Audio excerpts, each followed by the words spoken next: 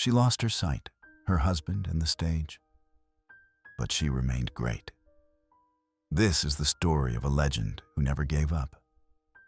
Her voice is like silk, her gaze like a strike.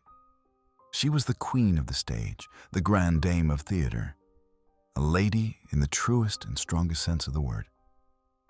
For decades, Judi Dench performed with such power that entire theaters fell silent. But now, in her 80s, she can no longer see. She can't read. She can't rehearse like before. And yet, she never walked away. This is not a story about aging. It's a story about strength, about a woman who lost everything, except herself. Judith Olivia Dench was born in 1934 in the United Kingdom. Her family wasn't wealthy. Her father was a doctor, her mother a homemaker. As a child, she dreamed of becoming a ballerina, but she was shy and unsure of herself. At her first audition, she was told, "You're not right for the screen. Your face is too round, your nose too short." But she didn't leave. She enrolled in the Royal Academy of Dramatic Art and became one of the finest stage actresses Britain had ever seen.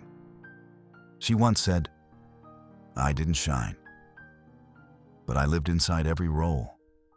That was stronger than any beauty." In the 60s, 70s, and 80s, she played Shakespeare, Chekhov, Wilde. Audiences stood for her Ophelia. They genuinely feared her Lady Macbeth. She didn't just act. She became the character. She came to film later. She was over 60 when she played M in James Bond, and the world asked, "Who is this woman with the iron voice?" She won an Oscar for Shakespeare in Love, even though she was on screen for only 8 minutes.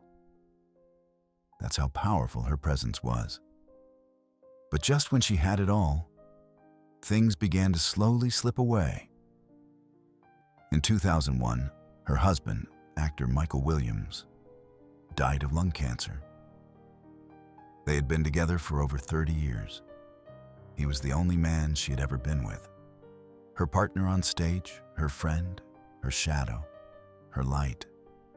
She took his death like a blow without anesthesia. She didn't act for nearly a year. She didn't leave the house. She said, "When love leaves, you stop caring where or who you are." I wasn't acting. I was just a shadow of myself. But then she returned to the stage because she knew only the theater kept her standing. Judi Dench was later diagnosed with macular degeneration, a progressive, incurable eye disease that causes loss of central vision. She can no longer read scripts, can't see faces, can't make out text. In an interview, she admitted, "I learn my roles by ear. My assistant reads to me and I memorize. I'm scared, but if I stop acting, I'll disappear." She is now 89 years old, and she still acts, still performs, still laughs. Because inside her, there's a fire that doesn't go out, even in the dark.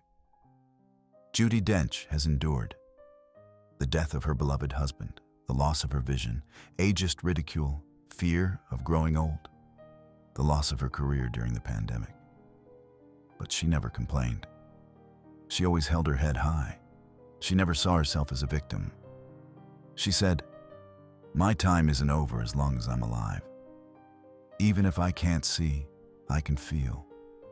And for an actor, that's enough." Judi Dench is not just an actress. She's an era. She shows us that age isn't a sentence, it's depth. That pain isn't a reason to stop. That losing your sight isn't the end, if you can still see with your heart. And when she steps onto the stage, audiences rise, not because she's famous, but because she's dignity, personified. And if there is anyone in Hollywood who truly deserves the title of a real lady, it's her.